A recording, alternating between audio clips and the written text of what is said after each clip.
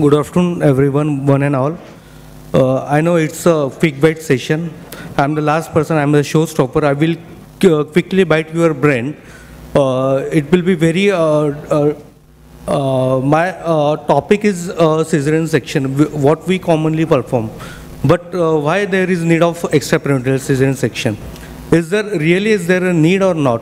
Or it's need of time? We'll just go through the why.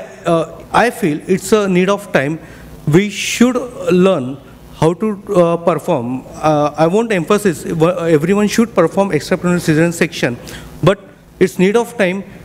We should know how to perform a extraperitoneal cesarean section. Everyone is doing cesarean section, everyone since means when our junior residency, our aim is when I will get a first cesarean section. We learned how to do a transperitoneal lower segment cesarean section, but we never learned how to do a extraperitoneal cesarean section. Everyone in this session, including me, we have come across the complications of transperitoneal lower segment cesarean section. Like infection, peritoneal adhesions, bowel complication, and peritonism, like that, and infection. In spite of having good antibiotic coverage, in spite of having good higher antibiotic coverage, we are facing this problem. Basically, cesarean sections started with the classical cesarean section, but in pre-antibiotic area. After when antibiotic came into picture, because of Dr. Munrokar, he performed first transperitoneal cesarean section. Then it became popular. Then afterwards, extraperitoneal section became a disuse. But as we are facing, like coronavirus, there is resistance is there, antibiotic resistance is there. We are facing antibiotic resistance problem, infection problem is there, adhesions problems are there. So extraperitoneal cesarean section approach is need of time.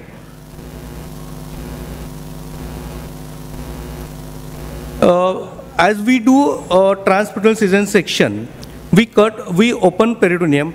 There is soiling of peritoneum with the blood, with amniotic fluid, with mop.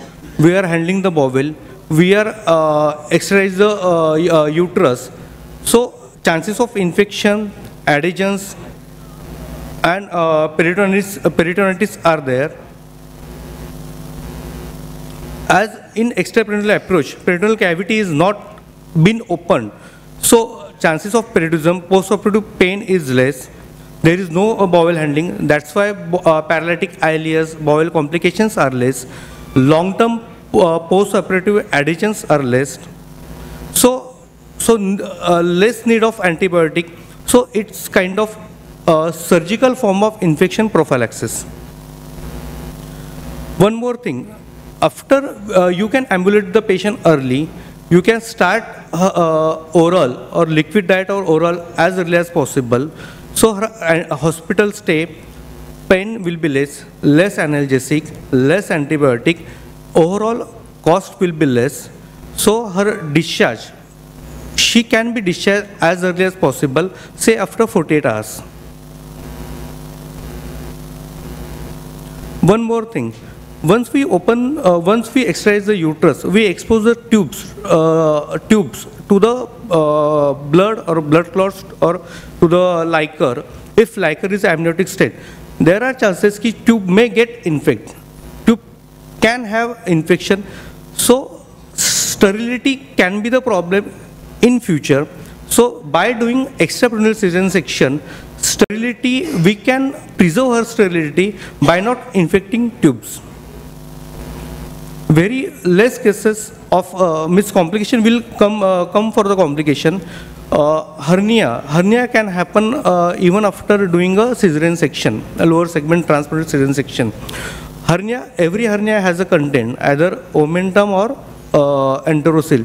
But here, hernia chances are very less unless until surgery is very unskilled cases.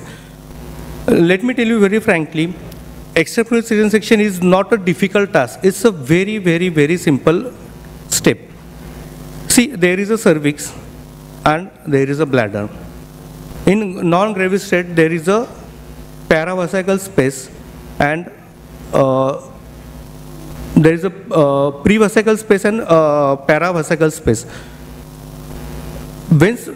When patient at full term, lower segment is formed, that prevesical space is obliterated, but paravesical space as there.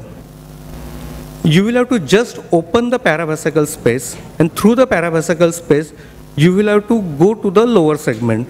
How to go to a lower segment?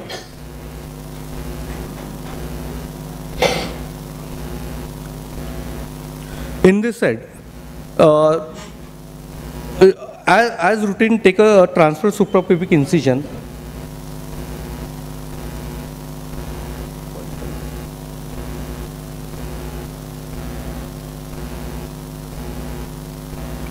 Routinely, whatever you take transverse suprapubic incision, already dye verification of recti is there, no need to separate the rectus muscle.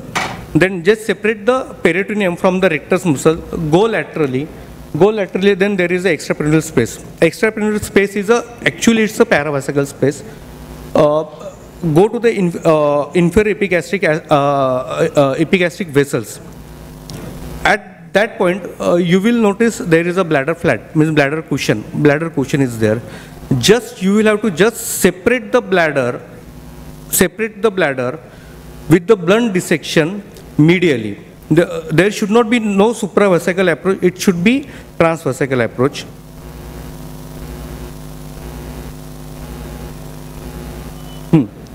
Don't do a supravesical approach. If you try to do a supravesical approach, then there are chances you may endanger the bladder.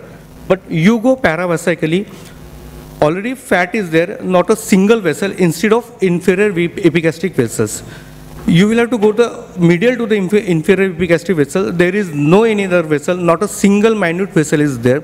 I have a video, I will show you in my video, not a single blood or bleeding will be there. Just separate, there are two layers. One layer is attached to the bladder, one layer is attached to the lower segment. Whatever layer is attached to the bladder, just below, you will just dissect it or just cut it and separate it, take the bladder medially and then open the lower segment. Just take a nick on the, small nick on the lower segment. Once liquor is coming out, you will notice you are into the lower segment. Then routine procedure, stretch the lower segment, deliver the baby, and closure is same. Just separate the bladder away from the lower segment and close it. One study is there, after recent 2013 study, comparison between the lower segment and extraperoneal cesarean section. Extraperoneal, less analgesic, less interrupted nausea, less pain. Overall, there is no operative time is same, baby delivery time is same, no bladder injury. There is no difference between UTI or bladder injury or a bowel dysfunction. Means overall recovery is, post-op recovery is same, but having added advantage of early ambulation, less pain, less analgesic and less antibiotic. This is a study. You can notice next two slides. After 2000, not a single case of bladder injury is noticed after doing an extraperoneal cesarean section. Here also, not a single case. Means I have performed almost more than 100 cases of extraperoneal, but not a single case of bladder injury I have came across.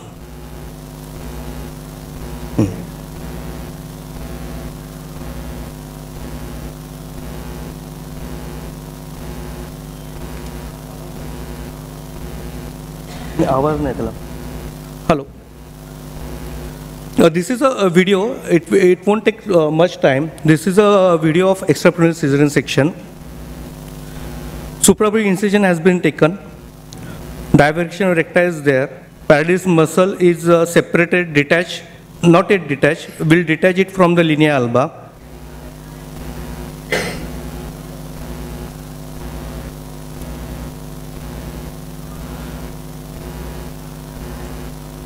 पुढे नाही करता.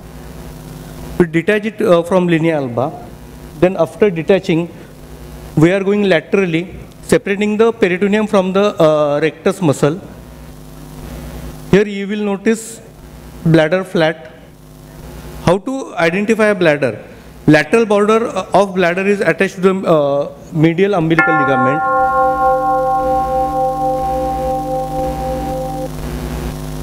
Just blunt dissection. No mop is used. No cauteries has been used. Only with simple deaver and just separating with that. Here we have reached the lower segment. Again I am confirming.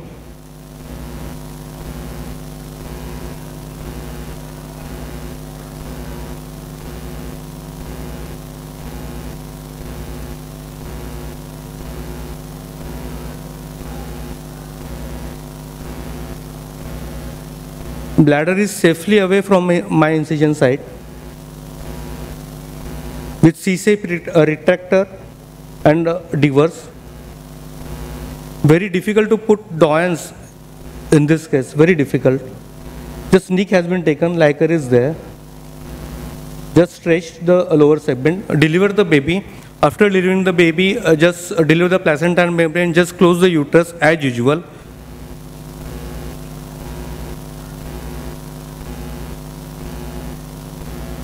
I will not go into details of next step.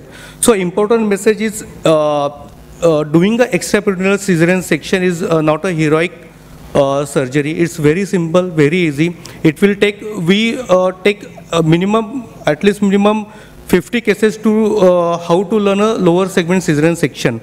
But let me tell you, it will take hardly 5 cases how to perform by extraperitoneal cesarean section. So it's very easy, not so difficult.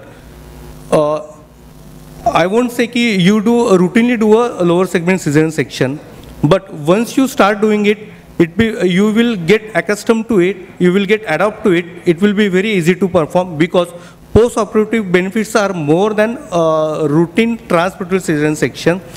But at least you can try, all of us, we worked in public health department, we worked in government medical colleges and hospitals, but at least in prolonged PROM, meconium stent Liker, preterm labor and prolonged obstetric labor, at least in this 4 indication, we should perform extraperitoneal cesarean. This is my take-home message. Thank you very much. Thanks Amox and thanks Amravati Gynec Society for inviting me as a faculty for this very, very rare topic. Now I am requesting all of you, please come to the Nasik MOGS 2021. We are eagerly waiting for you. Please come for the next conference. Thank you very much.